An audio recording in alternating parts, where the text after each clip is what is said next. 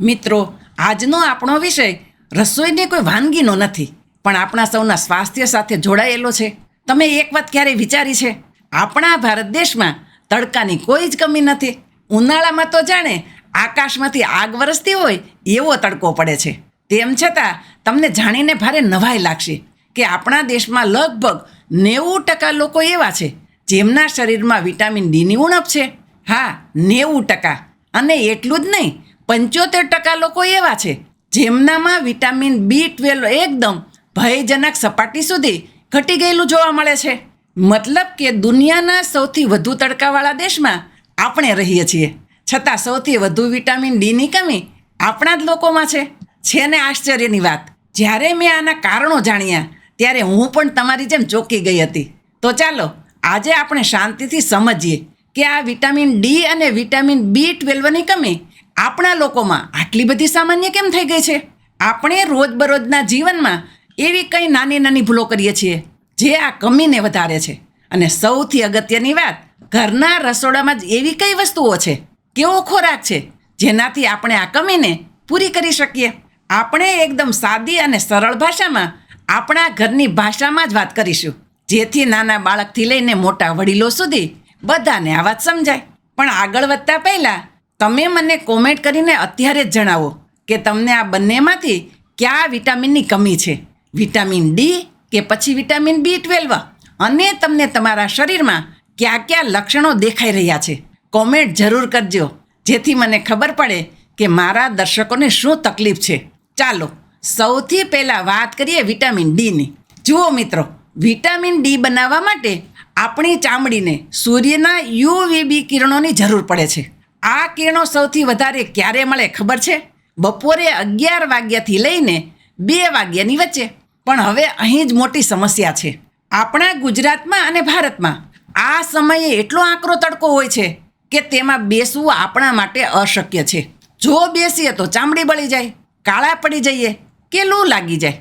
આથી જ આપણે સામાન્ય રીતે વહેલી સવારનો કુમળો તડકો લેવાની સલાહ આપીએ છીએ. પણ અફસોસની વાત એ છે કે સવારના આ કુમળા તડકામાં પેલા UVB કિરણો બહુ જ ઓછા હોય છે, એટલે આપણા શરીરમાં પૂરતું વિટામિન ડી બની જ શકતું નથી. આ ઉપરાંત એક બીજી પણ મોટી વાત છે જે ઘણાને ખબર નથી. આપણે ભારતીયોની ચામડીનો રંગ ઘઉંવર્ણો કે શ્યામ હોય છે. એનો મતલબ એ કે આપણી ચામડીમાં મેલાનિન નામનું તત્વ વધારે હોય છે. આ મેલાનિન બહુ સારી વસ્તુ છે, કારણ કે એ આપણને સૂર્યના ખરાબ કિરણોથી બચાવે છે.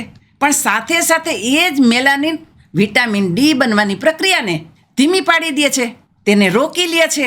એટલે કે કોઈ ગોરી ચામડીવાળા વ્યક્તિ કરતાં આપણે 2 થી 3 ગણો વધારે સમય તડકામાં બેસવું પડે છે, ત્યારે જઈને સરખું વિટામિન ડી બને. હવે તમે જ કહો, આજના જમાનામાં કોની પાસે રોજ કલાકો સુધી તડકામાં બેસવાનો સમય છે? બધા ઘરમાં કે ઓફિસમાં એસીમાં જ બેઠા હોય છે, એટલે કમી તો થવાની જ. હવે વાત કરીએ વિટામિન B12ની. આ B12ની કહાની બહુ જ રસપ્રદ છે. કુદરતી રીતે આ B12 માત્ર ને માત્ર પ્રાણીઓમાંથી મળતા ખોરાક એટલે કે એનિમલ બેઝડ ફૂડમાં જ જોવા મળે છે, જેમ કે માંસ, માછલી, ઈંડા અને દૂધની બનાવટોમાં. હવે આપણા ભારતમાં અને ખાસ કરીને આપણા ગુજરાતમાં તો મોટા ભાગના લોકો, લગભગ 40%થી વધુ લોકો શુદ્ધ શાકાહારી છે. એટલે શાકાહારી લોકો પાસે B12 મેળવવાનો કોઈ મોટો કે સીધો રસ્તો બચતો નથી. અને હા, એક બીજી બહુ જ મોટી ભૂલ આપણે બધા કરીએ છીએ. આપણે ગુજરાતીઓ જમ્યા પછી તરત ચા કે કોફી પીવાના બહુ શોખીન હોઈએ છીએ. ઘણાને તો જમતા જમતા પણ ચા જોઈએ.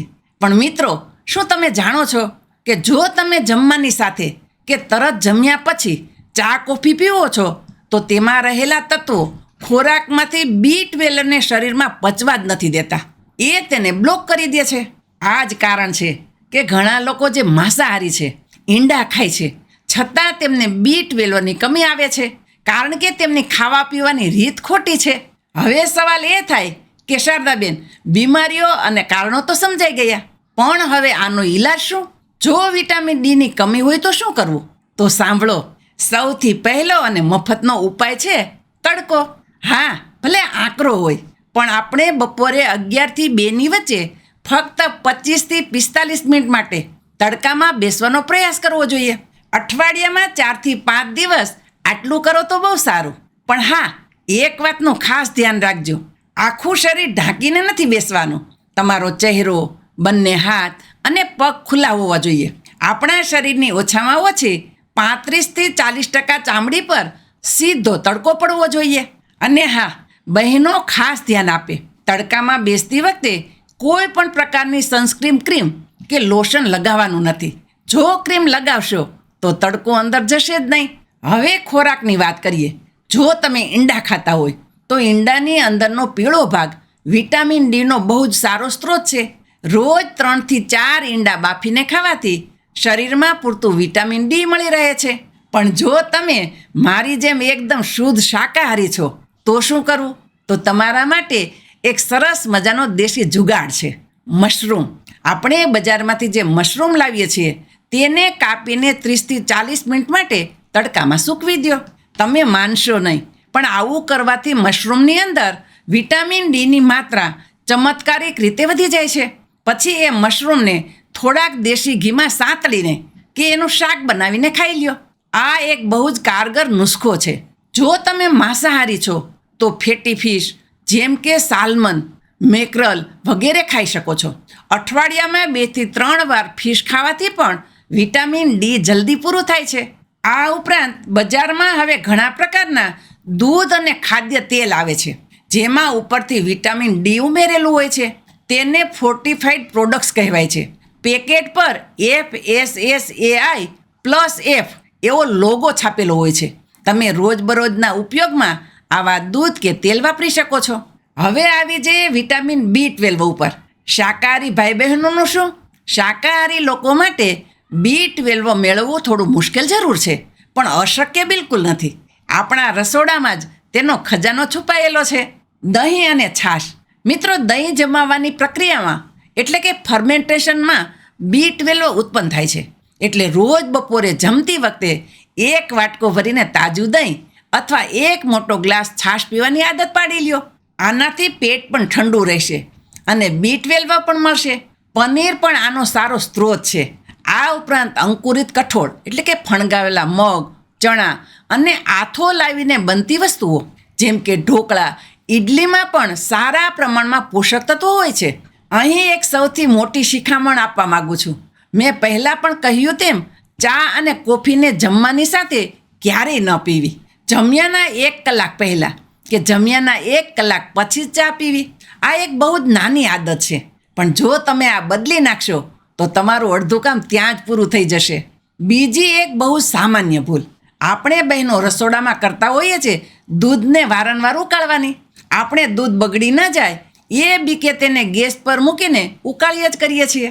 પણ મિત્રો, દૂધને વારંવાર ઉકાળવાથી તેમાં રહેલું અમૂલ્ય વિટામિન B12 બળીને નાશ પામે છે. માટે દૂધને એક જ વાર સરખી રીતે ઉકાળો અને પછી ઠંડુ કરીને ફ્રીજમાં મૂકી દો. હવે આ બધી વાતો તો થઈ, પણ અમુક સાવચેતી રાખવી ખૂબ જ જરૂરી છે, કારણ કે દરેક વસ્તુ દરેકને માફક નથી આવતી. નંબર 1, કોણે તડકામાં વધારે ન બેસવું. જે લોકોને ચામડીની કોઈ ગંભીર બીમારી હોય, સૂર્યના કિરણોની એલર્જી હોય અથવા તો જે વડીલો બહુ જ નબળા છે તેમણે આકરા તડકામાં બિલકુલ નથી બેસવાનું. તેમણે ડૉક્ટરની સલાહ મુજબ જ કામ કરવું. નંબર 2, દૂધ દહીં કોણે ન લેવા. ઘણા લોકોને ડેરી પ્રોડક્ટ પચતી હોતી નથી. જો તમને દૂધ દહીં ખાવાથી પેટમાં ગડબડ થતી હોય કે ગેસ થતો હોય તો તમારે બીજો કોઈ રસ્તો અપનાવવો પડશે.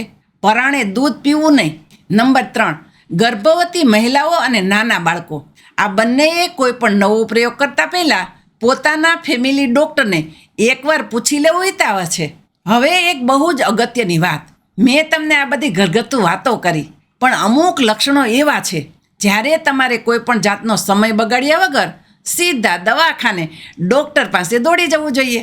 જો તમારા હાડકામાં એટલો સખત દુખાવો થતો હોય કે તમે પથારીમાંથી ઊભા પણ ન થઈ શકતા હોય, જો તમને વારંવાર ચક્કર આવતા હોય અને બેહોશ થઈ જવાતું હોય, હાથ પગમાં અતિશય ઝણઝણાટી થતી હોય કે બહેરસ આવી જતી હોય, જાણે કોઈ કીડી કરડી હોય એવો ખાલી ચડવાનો અહેસાસ થતો હોય, યાદશક્તિ એકદમ જ જતી રહે કે મગજ કામ કરતું બંધ થઈ જાય એવું લાગે, આવા સમયે કોઈ ઘરગથ્થુ નુસ્ખા કામ નહીં આવે.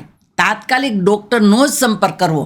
અને છેલ્લી પણ સૌથી મોટી ચેતવણી, હાથ જોડીને વિનંતી કરું છું કે ક્યારેય પણ મેડિકલ સ્ટોર પર જઈને તમારી જાતે જ વિટામિન ડીની ગોળીઓ, કેપ્સ્યુલ કે પડીકીઓ લાવીને ખાવાનું શરૂ ન કરી દેતા. થોડા સમય પહેલાં ભારતમાં એક રિસર્ચ થયું હતું, જેમાં જાણવા મળ્યું કે ઘણા લોકોએ ડૉક્ટરને પૂછ્યા વગર, કોઈ પણ રિપોર્ટ કરાવ્યા વગર જ વિટામિન ડીના હાઈ ડોઝ લેવાનું ચાલુ કરી દીધું હતું. પરિણામ શું આવ્યું ખબર છે? લોકોની કિડની ખરાબ થઈ ગઈ અને અમુક કિસ્સાઓમાં તો લોકોનો જીવ જોખમમાં મુકાઈ ગયો. આવું કેમ થાય? કારણ કે વિટામિન ડી એ ફેટ સોલ્યુબલ વિટામિન છે.